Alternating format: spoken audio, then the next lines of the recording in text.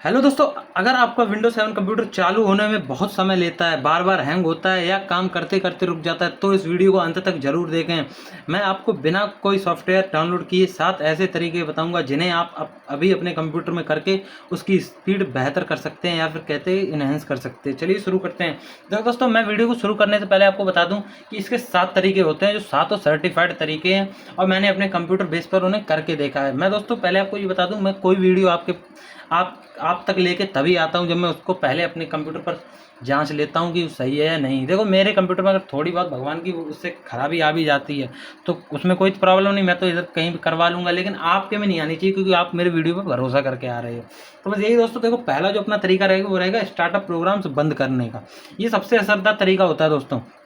देखो, पहले मैं आपको अपना कीबोर्ड नहीं दिखा सकता क्योंकि मेरे पास कैमरा एक ही है और कंप्यूटर भी एक ही है, तो मैं आपको कौन सी की दबानी वो बताता जाऊंगा, आप अपने कंप्यूटर में करते जाइए। देखो दोस्तों, वीडियो को देखते देखते ही आप अपना कंप्यूटर कीजिए, वरना कोई भी उसमें खराबी आ जाएगी तो उसका जिम्मेदार स्वयं आप होंगे, मुझसे फिर कुछ मत कहना।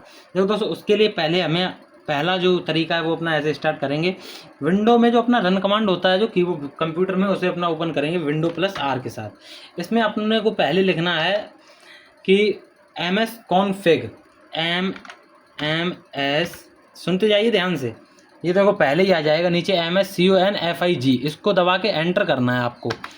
एंटर में आप लोग जाएंगे, देखो एंटर में हम पहुंचेंगे। उसके बाद देखो हमें इसमें टैब आएंगे, ऊपर देखो टैब आ रहे हैं general boot service startup tools. Startup जो है अपना, पहले स्टार्टअप बूट हमें टैब खोलना है।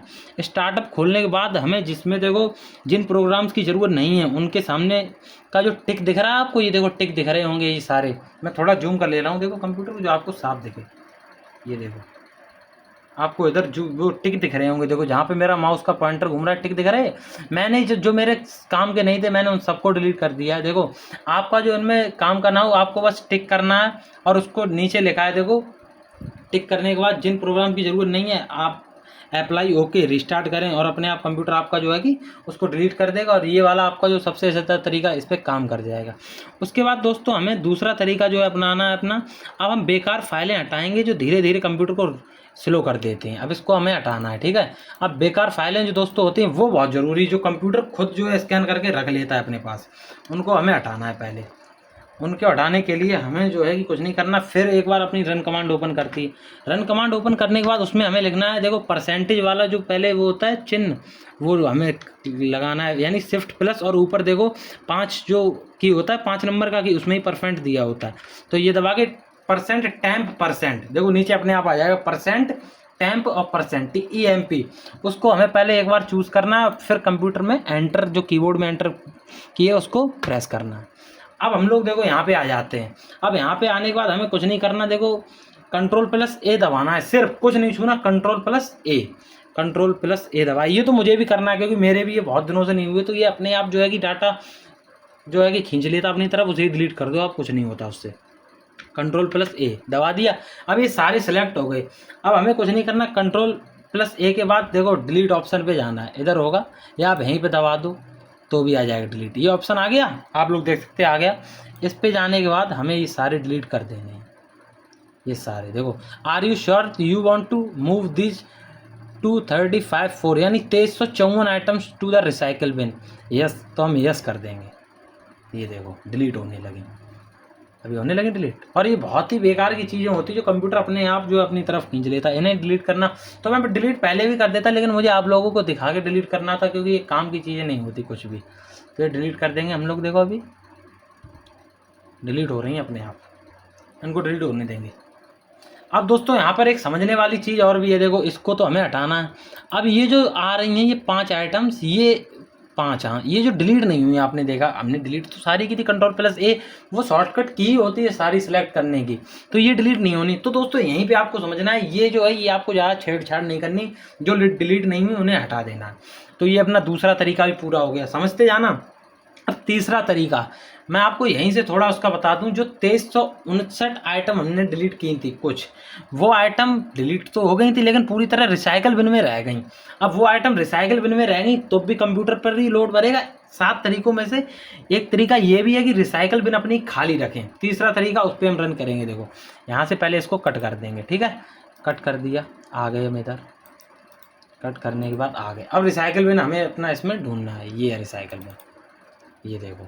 तो रिसाइकिल बिन मेरा क्यों खाली है, आप पूछो क्यों? क्योंकि वो चीज़ें ख़राब थी, वो चीज़ें जो थी अपनी अनयूज़ वाली थी, वो इसमें आनी ही नहीं है। रिसाइकिल बिन में दोस्तों आने के बाद आपको ये देख लेना आपका रिसाइकिल बिन खाली है या नहीं है। जो काम की चीज़ हो, जैसे आपको दोबारा जो है कि अगर रिस्टोर करनी तो आप उसमें डली रहने दीजिए, और नहीं काम की है तो उसे डिलीट तुरंत कर दीजिए। इससे भी आपके कंप्यूटर पर बहुत ज़्यादा असर पड़ेगा। ठीक है, इसे हटाते तीसरा तरीका अपना पूरा हो गया। अब दोस्तों चौथा तरीका हमें अपनाना है डिस्क क्लीनअप का। ठीक है, डिस्क क्लीनअप क्या होता है? अब सी ड्राइव की बेकार सिस्टम फाइल्स हटाते हैं। स्टार्ट सर्च करें डिस्क क्लीनअप। अच्छा दोस्तों देखो, अब आपको कुछ नहीं करना, जो अपना ये स्टार्ट होता है, स्टार्ट वाला मेन्यू नीचे कंप्यूटर में दिया होता है। मैं थोड़ा सा अब जूम आउट करता हूँ इसे, तभी आपको समझ में आएगा। देखो नीचे जो आ रहा है ये आइकन, देखो मेरा पॉइंटर कहाँ जा रहा है, ये जा रहा है, देखो विंडो वाले पे गया। अब यहाँ पे आपको सर्च करना है डिस्क क्लीनअप, यानी DISK और क्लीनअप। ठीक है, डिस्क क्लीनअप चुन लिया। अब देखो ये अपना आ गया, इस पर आपको टैप करना है। टैप करने के बाद ये आ जाएगा आपके सामने यहाँ पे C भी आ सकता है और ये कुछ और भी आ सकते हैं। तो आपको क्या करना है, सी ड्राइव चुनना है। सी ड्राइव चुनने के बाद आप ओके करोगे, जैसे ही ओके करोगे अपने आप देखो क्लीनअप होने लगेगा। ये दोस्तों बहुत ही ज़रूरी चीज़ है। कंप्यूटर चलाना तो बाद में सीखो, ये पहले सीख लो। अगर आपके पास कंप्यूटर है तो देखो क्लीनअप अपने आप हो गया क्लीनअप। चौथा तरीका अपना पूरा हुआ। अब पांचवें तरीके पे आते हैं अपन लोग। देखो इसको पहले हटा देते हैं, और मैं आपको बता दूं ये सब करने के बीच बीच में आप कंप्यूटर को रिफ्रेश भी करते रहिए तो ज़्यादा बेटर रहता है। ठीक है, अब उसको हटाते, अब अनइंस्टॉल करें बेकार के सॉफ्टवेयर। अब ये तो बहुत ही सिंपल चीज़ है। देखो जो ये यहाँ पर आपके दिए होते हैं या फिर अंदर कहीं पे आपने सॉफ्टवेयर डाउनलोड कर रखे हैं जो बेकार के हैं, मान लो आपका कोई यूजलेस चीज़ें हैं जो, वो आप खुद ही इसमें डिलीट करोगे, उसमें आपकी मैं कोई मदद नहीं कर सकता। वो आप इसमें खुद ही डिलीट करो जो बेकार की चीज़ें हैं।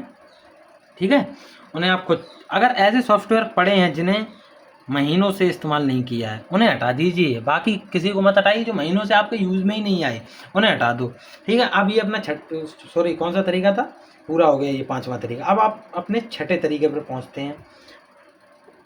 देखो दोस्तों जो ये छठा तरीका अपना है, ये वर्क ओनली करता है अगर आपके कंप्यूटर में SSD लगी है तो वर्क करेगा। अब मैं आपको बताता हूँ। देखो SSD अगर आपके कंप्यूटर में लगी है तो पहले आप स्टार्ट में जाइए। अगर SSD लगी है तो ही करें ये, SSD लगी तो ये स्टेप आप छोड़ दें। जैसे मेरे में लगी है, लेकिन कई भाइयों के में नहीं लगी होगी, तो उनके लिए ये ऑप्शन है। अब मैं थोड़ा देखो आपको बता दूँ आपको क्या करना है। अगर आपके में नहीं लगी तो आपको फिर से सर्च बार में जाना है। सर्च बार में आपको जाके लिखना है डिस्क डिफ्रैगमेंटन, यानी DISK स्पेस देना है। ये देखो नीचे आ गया डिफ्रैगमेंटर। ठीक है, इसको आपको दबाना है। पहुंच गए देखो अपन लोग, ये आ गए यहाँ पे ही इसका कुछ प्रोसेस होता है। क्योंकि मेरे में दोस्तों ये है, मैंने अपने मामा से सीखा था, तो मेरे में तो ये सब ओके है, इसमें कोई दिक्कत नहीं। लेकिन यहाँ से ही कुछ प्रोसेस डिलीट वगैरह या क्लीनअप वगैरह के आता है, वो आपको कर देना है। लेकिन आप में से कई भाइयों को अगर ये जानकारी पता हो तो वो मुझे कमेंट कर सकते हैं। ठीक है, इसको अपन लोग हटाते। अब आते हैं लास्ट और सबसे बेहद तरीके पे, जो छठा है वो सातवां है अपना। उस पे आने के बाद देखो ये सबसे बेहद तरीका है दोस्तों।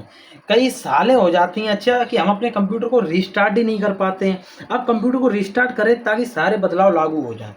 आप अपने कंप्यूटर को एक बार रिस्टार्ट जरूर कर लें। देखो आपके साथ मैं भी रिस्टार्ट कर रहा हूँ अपने कंप्यूटर को, और ये मेरा अपने आप जो है कि ओपन हो जाएगा। देखो विंडो में आपको जाना, अगर कई भाई नहीं जानते तो मैं उनको बता दूं, ये आगे वाले सिंबल को दबाना है, रिस्टार्ट आ रहा है, यहाँ पे आपको क्लिक कर देना। आपका कंप्यूटर हो सकता है, मेरा भी यार महीनों से रिस्टार्ट नहीं हुआ।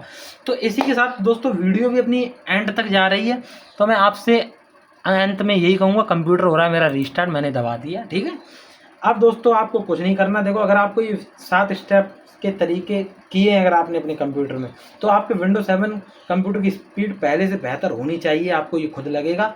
ठीक है, अगर फिर भी कंप्यूटर बहुत स्लो है तो अगली वीडियो में मैं बताऊंगा कि रैम या SSD में कितना फ़र्क पड़ता है। वीडियो पसंद आई तो लाइक करें, चैनल को कर लें सब्सक्राइब ऐसी आसान कंप्यूटर टिप्स के लिए। बाकी दोस्तों अगर वीडियो आपको फिर से मैं कहूँगा अगर अच्छी लगी तो एक बार हमारे चैनल को सब्सक्राइब जरूर कर लें यार, क्योंकि बहुत मेहनत से वीडियो बनाते हैं। कंप्यूटर आप लोग देख सकते हैं हमारा चालू हो गया दोबारा से, मैंने चला कर भी देखा है, बहुत ही अच्छा काम कर रहा है। क्योंकि वो 10% वाली फाइलें मेरे में बेकार पड़ी थी, और आपके भी कंप्यूटर में जरूर कोई ना कोई फ़र्क पड़ेगा। बाकी मुझे कमेंट करके जरूर बताएं आपको वीडियो कैसी लगी और आपके कंप्यूटर में क्या फ़र्क पड़ा। बाकी मिलते हैं अगली वीडियो के साथ। अगर आपके माइंड में कोई इशू हो तो वो मुझे कमेंट करें, मैं आपको उसका भी सॉल्यूशन दे दूँगा। बाकी love you all, bye, till then bye, जय हिंद।